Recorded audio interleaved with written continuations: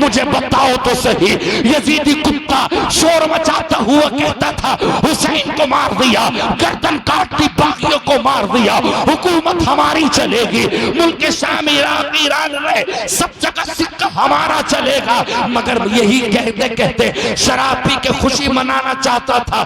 1 سال کے بعد اللہ تعالیٰ نے اس کے پیر میں پھوڑا نکال دیا، سڑنے لگا، ٹانگ سے لے کے سڑتا سڑتا سڑتا پورا جسم سڑ گیا، اللہ نے مار دیا۔ آج پوری دنیا میں یزیدی کتوں کو کوئی نام لینے والا نہیں ہے، یزیدی مر گئے، مٹ گئے، سڑ گئے۔ آج جس اسٹیج پہ جا کے دیکھو مصطفیٰ کا عاشق بیٹھا ہے، مصطفیٰ کا بیٹا بیٹھا ہے، ہر جلسے میں سید آتے ہیں کس لیے؟ ہم ان کی زیارت کریں تو پتہ چل گیا اللہ نے عزت پیسے میں نہیں دی ہے، اللہ نے عزت قرآن میں دی ہے، مصطفیٰ کے ذکر میں دی ہے، رب نے ذکر میں دی ہے۔ الا بذکر اللہ تطمئن القلوب، دلوں کو سکون اللہ کے ذکر سے ملتا ہے، پیسے سے نہیں ملتا۔ پیسہ دنیا کما لیتی ہے، مصطفیٰ کے عاشق کماتے ہیں تو مصطفیٰ کا دین کماتے ہیں۔ واہ واہ واہ واہ، نعرہ تکبیر، نعرہ رسالت، مسلک اعلی حضرت علامہ مولانا مفتی ناظم رضا حسنی مراد آبادی، نعرہ تکبیر، نعرہ رسالت۔ جواب نہیں حضرت، بہت عزیزان ملت اسلامیہ، ہر انسان کو جسے دیکھو جمعہ چھوڑ رہا ہے، رمضان روزے چھوڑ رہا ہے، دھان لگ رہے تھے، اس لیے کہ مطلب یہ کہ مزدور نہ ملے، 11 مہینے بھی لگاتار روزے رکھے تو رمضان کے ایک روزے کی ادائیگی نہ ہو سکے گی۔ 30 سال کا جوان پٹھا مجھے بددعا کرنے کے لیے بھی ترس آتا ہے، کیا کہوں تجھ پہ۔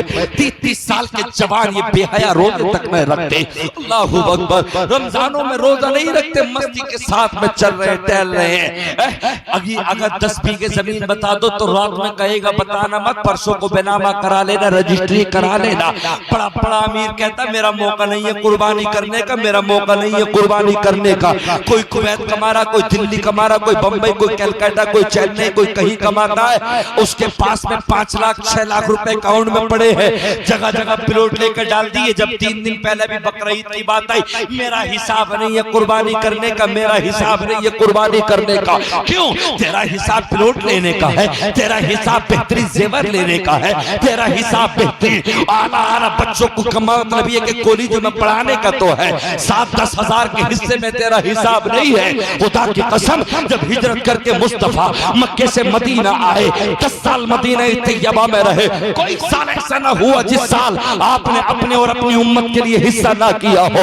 3 دن تک میرے مصطفیٰ کے گھر میں چولہا نہ چلا، مگر جب بقرعید کا معاملہ آتا تو مصطفیٰ اپنا بھی حصہ ڈالتے، ہم جیسے گناہگاروں کا بھی ڈالتے۔ ہوگا تو شیٹ اپنے لیے، ہوگا تو اپنے لیے۔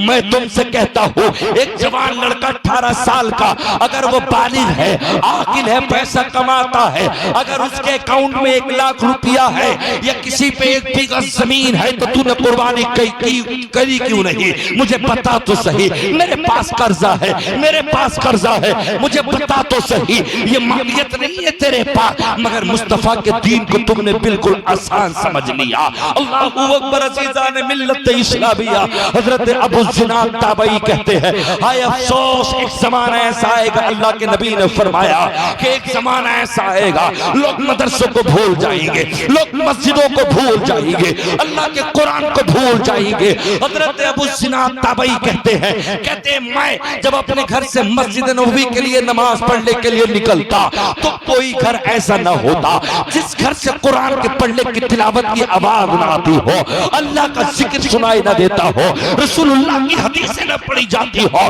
مسلمان مجھے بتا تو صحیح، اے مسلمان مجھے بتا تو صحیح، کون سی زندگی جینا چاہتا ہے؟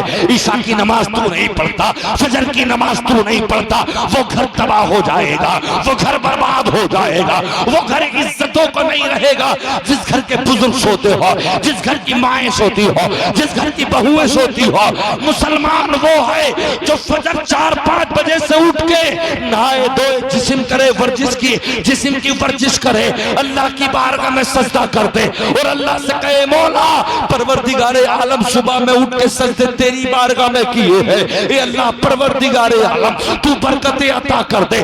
مسلمان کامل وہی ہے، سچا مسلمان وہی ہے جو صبح میں اٹھ کے اللہ کی بارگاہ میں سجدہ ریز ہو جائے، عصر ظہر مغرب عشاء تمام نمازوں کو وقتوں پہ ادا کرتا رہے، ورنہ وہی دور آئے گا۔ اللہ اکبر عزیزان ملت اسلامیہ، بغداد میں ترتاری کافروں کی تلواریں مسلمانوں کی گردنوں پہ چل رہی تھی، لاکھوں مسلمان قتل عام ہو گیا، لاکھوں مسلمان کاٹ دیے گئے۔ اللہ کے ایک ولی نے دیکھا مسلح اٹھا کے چلے، ان کے لیے ہلاکت کی دعائیں کی ترتاری کافروں کے لیے۔ کسی نے کہا تھا حضور بچا لو، لاکھوں مسلمان بغداد کی زمین پہ مار دیے گئے، نہر خون کی روا دوا ہے۔ اللہ کا مقدس ولی آیا، آنے کے بعد جب دیکھا تو ان کا مطلب یہ کہ سروں پر جو کٹے پڑے تھے زرداری کافیوں کی تلواریں تھی، اور ان سروں کے اوپر اللہ کی طرف سے شاید کے فرشتے بھیجے گئے تھے، اور اعلان کیا جا رہا تھا یہ نام کے مسلمان ہے، ان کو قتل ہونے دو، اس لیے کہ یہ میرا ذکر بھول گئے، میرے پیغمبروں کا ذکر بھول گئے۔ اللہ اکبر، مجھے بتاؤ تو صحیح، جب مسلمانوں کے حالات ایسے ہو جائے، مسلمان جواری ہو جائے، مسلمان کا بچہ شرابی ہو جائے، مسلمان کا بچہ بیوہ ہو جائے، مسلمان کا بچہ سارے عیبوں میں ملوث ہو جائے، تو پھر مدد نہیں آتی ہے بلکہ کہا جاتا ہے گردنیں کاٹ دی جائے، یہ نام کا مسلمان ہے، یہ کام کا مسلمان نہیں۔ بے شک سبحان اللہ۔ بریلی میں امریہ صاحب پڑھتا ہے، شادی ہوئی، امام صاحب نکاح پڑھانے کے لیے گئے، ہمارے دوست محمد تنظیف صاحب نکاح پڑھانے کے لیے گئے، جب ہوٹل میں، یہ بھی ہوٹل ہے، ایسی ہوٹل میں جب نکاح پڑھانے کے لیے گئے، جب وہاں پر پہنچے تو حضرت نے جیسے شروع کیا، اور جب دولہا نے منہ کھولا رکا نہ گیا، پیچھے ہٹ گئے، شراب کی بدبو آ رہی۔ یہ مسلمانوں کے حالات ہے حضرت، مسلمانوں کے حالات، حکومت بدلے گی کیسے، حالات بدلیں گے کیسے؟ تو جمعہ کے جمعہ کبھی مسجد میں جا کے مت دیکھ، گگن گھٹ کے کھا کے منہ کے اندر بدبو پیدا کر لے، کبھی نماز کے لیے راضی مت ہو، کبھی اللہ کو منا مت، کبھی نماز تہجد میں آمد، کبھی عشاء میں اللہ کی بارگاہ میں سجدے مت کر۔ حکومت بدلے گی، حالات بدلیں گے، کیا ہو؟ مسجد گر گئی، مدار گر گیا، وہاں پہ ایسا ہو گیا، وہاں پہ۔ ابے تو بتا کہ تو نے کتنے سجدے کیے؟ گئے نکاح پڑھانے کے لیے، جب منہ دولہا نے کھولا تو شراب کی بدبو آ رہی، تو رکا نہ گیا۔ تو حضرت نے کہا ارے بولے تم شراب پی کے بیٹھے، شرم نہیں آتی؟ کہ مولانا بات سنو، نکاح پڑھانا ہے، پیسے لو اپنے جو لینے، باقی بات ختم کرو۔